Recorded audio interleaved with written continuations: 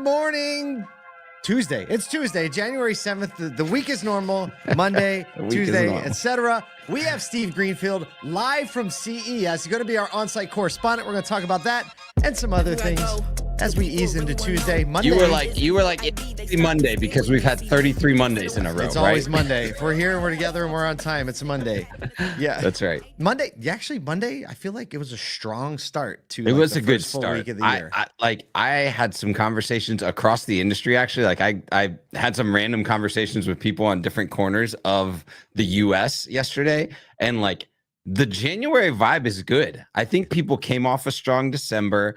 And rolling into January, people feeling good about the climate, the sales climate, and just what's going to happen going into this year. Good feels in January. Hey, I have something fun to share. I haven't even. I haven't showed you this. Oh, yet.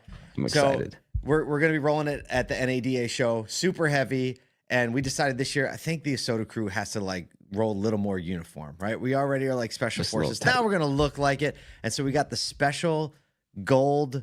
Oh my goodness! Look at that. Are you kidding white, me? And black. It's metallic gold. You can't really see it in the video, but it kind of sparkles a little bit. Well, that is. Well, I mean, New Orleans. Yeah. And then like the Saints. I was gonna say, don't you dare say that word. Literally Saints colors. How did we do that? Nathan and I had a hard time swallowing that one. I was like, no, it's not. The Saints borrowed it from New Orleans. Right. It's okay. We're fine. We're fine with this. Right. Now, see, you did that. Now Nathan's going to show up in a Kelly Green one, just to get the bad. Don't even tempt me. I will. Yeah. I will go full Philly Green. I thought of that last night. I'm going to find us some Kelly Green ones. We need Kelly Green. We need an Eagles fan. One's going to Elena Ciccatelli, right? We're going to send all the Eagles fans a Kelly Green, love people more than you love cars t-shirt. Unbelievable. Ortega. Unbelievable. Yeah. So we're excited. I'm getting excited about NADA, and a lot of people are actually getting excited about NADA because NADAparties.com has been ripping. I mean, people going to it in droves. By far the fastest growing ASOTU property right now. It's quite unbelievable, actually. I'm excited about it. If you don't know what you're going to be doing on Thursday, Friday, Saturday night, you can go to NADAparties.com, find all the parties. We've got like 30 plus there now. The list is growing. So if you want to know what you want to do after the show floor, head there. Find a place to jam. I was scrolling it last night, and I was like, "Man, there's a lot of stuff on here." There's Actually, good stuff. I'll say this: we had one good friend who has a company of ours email or text me or email me last night, and be like, "Hey, can you take our party off of there?" I don't know how we found it. I mean, it's easy to find stuff on the internet if it's not like indexed the way you want it to be. But we put it on there, and then they were like, "Hey, can you take it off? We're getting a bunch of RSVPs." And we're like, okay, well, that's good. The site's working, right? The site's Sorry working. for the inconvenience. We'll take that down. But if you want your party to be on there and people to RSVP, I think you know where to send it. We can find it. We can find a spot for it. Okay, we need to bring him in. Our good friend Steve Greenfield. You know him, you love him. He is on site right now in Las Vegas at CES. Look at the background. That's not a fake background. It's a real background. Tell us where you're at right now, Steve. I am in the West Hall, and it's 6 o'clock in the morning. Yeah. 6 in the morning out here. There's no one in here. I had to beg and borrow for the security guy to let me in today because I haven't got my badge yet. But I'm in the West Hall that we've all grown to know very well with NADA out here. Sure. And but CES is much bigger. It's a much bigger conference. So yeah, looking forward to spending a few days out here and understanding cutting edge technology across automotive and the mobility landscape. Give us the rundown of what you're most excited to see. Well, this is an interesting conference, right? Because you think of NADA, they may get 23,000 attendees. CES gets 140,000. So you actually can't contain it all within all the halls within the Las Vegas Convention Center. I assume most of the folks have been out here for some convention, so it spills over into other hotels. So it's really hard, actually. Like people complain about seeing everything at NADA over a few days. Well, it's almost impossible to see everything at CES. Wow. And it was originally the Consumer Electronics Show, but they rebranded a couple of years ago because you've got so much more than that now. And many of the automakers take the opportunity to show new models, to show new technologies, et cetera. So it really is sort of the epicenter of, and you've got like over 300 of the the Fortune 500 companies that are represented here, either Wow. exhibiting Wow. or attending. So really, it's become like this interesting kind of confluence of folks that are here to see new technologies, but also obviously meet with other folks in the industry. And then, from an exhibiting standpoint, it's the best conference, I think, globally to exhibit new cutting edge technologies. So you walk around and you see everything. But, for me specifically, to answer your question, it's more around, keeping my fingers on the pulse of some of this early stage stuff, and also meeting with some strategic partners out there as well.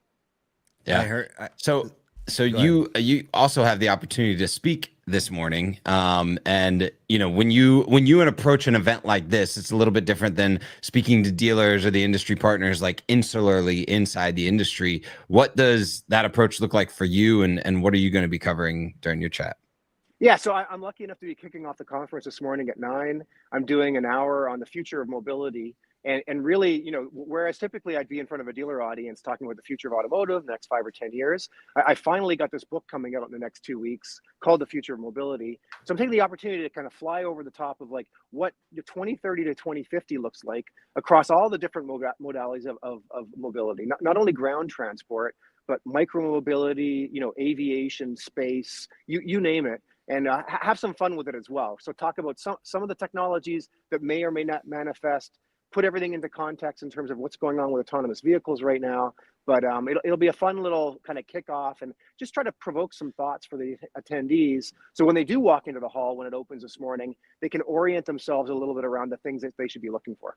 What a great time to be in Man. the auto industry, like where there's this giant convergence around the conversation of mobility. Obviously, electrification has really pushed that forward. What is your furthest out prediction, right? You have all these things, like what is the type of mobility that you're like, okay, this is a bit, you're talking about, on the tech side, you're like, oh, well, maybe CDK and Reynolds will merge in your predictions. Like, what's your version of that for mobility out in 2050? Well, I think it's what the dominant drivetrain is going to be, right? I mean, I think it's whether, electrification is 100% of all passenger vehicles, which I think if you go out far enough, you can believe, because the battery chemistry will just get so much better, right? We'll be able to have 1,000 miles on one charge. They'll be lighter, be more stable. They'll be able to charge within 5 minutes. And, once we get to inductive charging, meaning like, when you drive over plates, they charge automatically. Right. Then I think we've got a future where, consumers, like, we're going to look back at like plug-in chargers being like rotary phones. You used to have to plug it in, right? No, exactly How right. about that? But think about it. Like your kids' kids are going to look back and say, "You guys had to plug in." I don't really understand. The payphone. It's funny. I think I told you the story, but so I don't know. Like last summer, I was walking around New York and I saw a payphone. That's like, wild. Why is there a payphone left in New York City?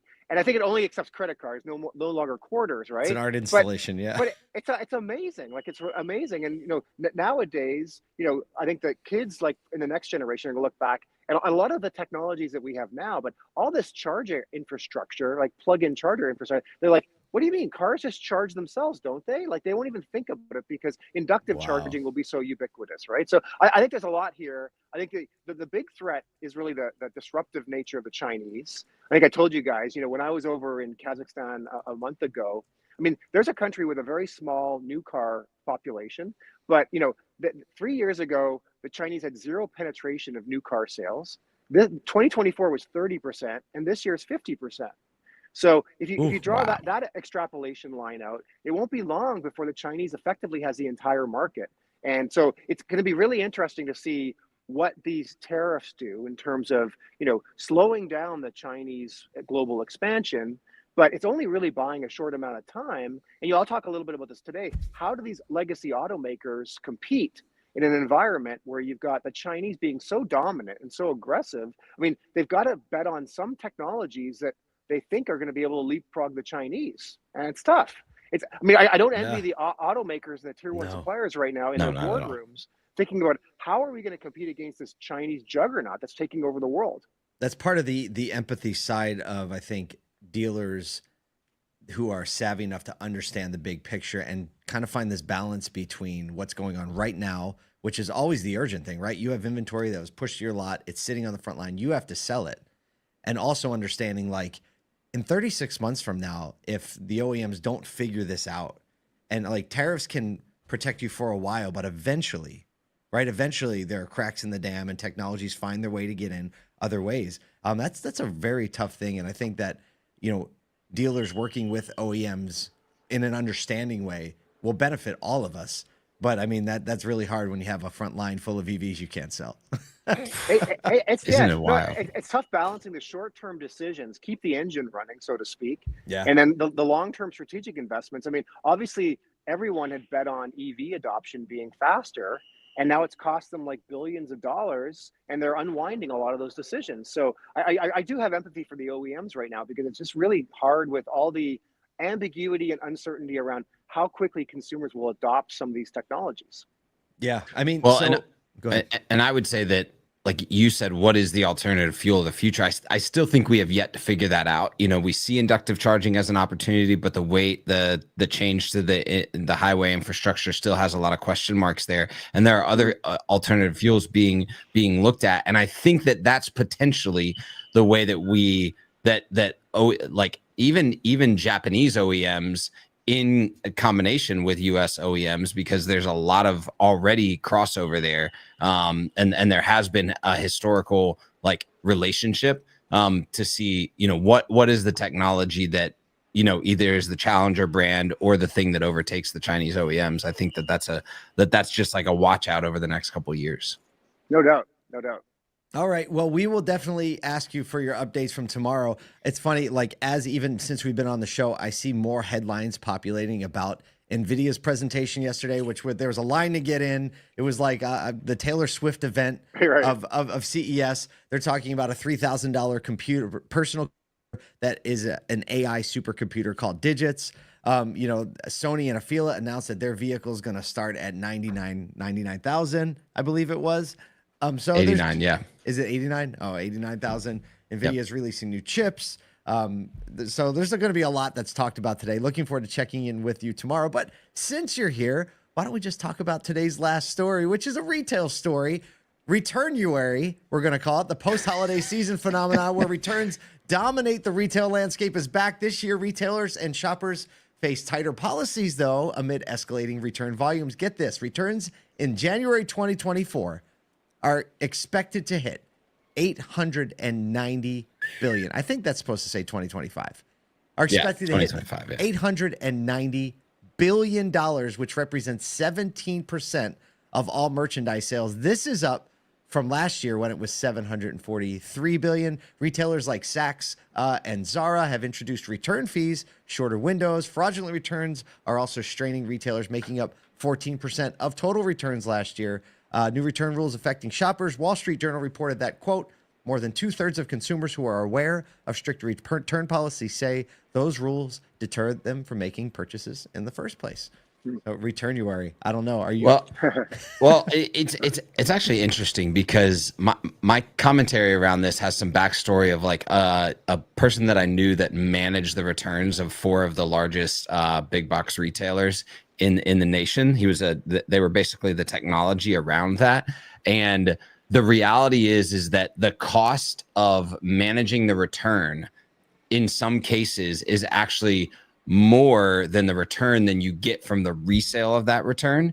And so originally, basically what had happened and what has caused this situation is retailers made it increasingly easier to almost return without sending the merchandise back, because they didn't want to handle the merchandise, that handling procedure of getting it to the right place, shipping it around the country, potentially moving it to a third-party reseller was actually a higher cost than just returning the dollars to the user. And so it actually has exacerbated the problem to the point of people just having an overabundant willingness to return things.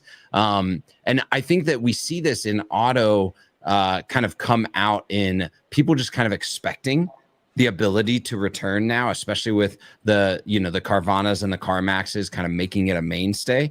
And so I think it's like a note that says, oh, look, if the rest of retail is kind of turning back to this potentially stricter return policy, we might have the opportunity to go back to that in auto and not make it table stakes just to have return policies for return policy's sake. Steve, any thoughts?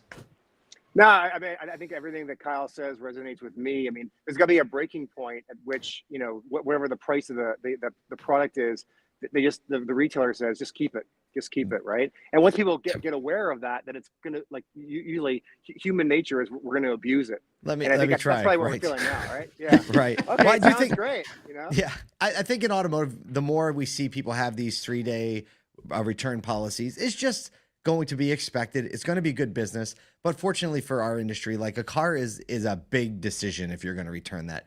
You have to be really unhappy, or something really bad has to happen in those 3 days where you're willing to go and unwind a deal. It does take effort. And I think everybody knows that. Even if you say if it's no hassle, right? It's not no hassle, right? What are you driving home from the dealership? Like, What are everybody you knows doing? that. Yeah. But I think it's reasonable on both sides. So I think the auto industry, again, is in a good position on this one.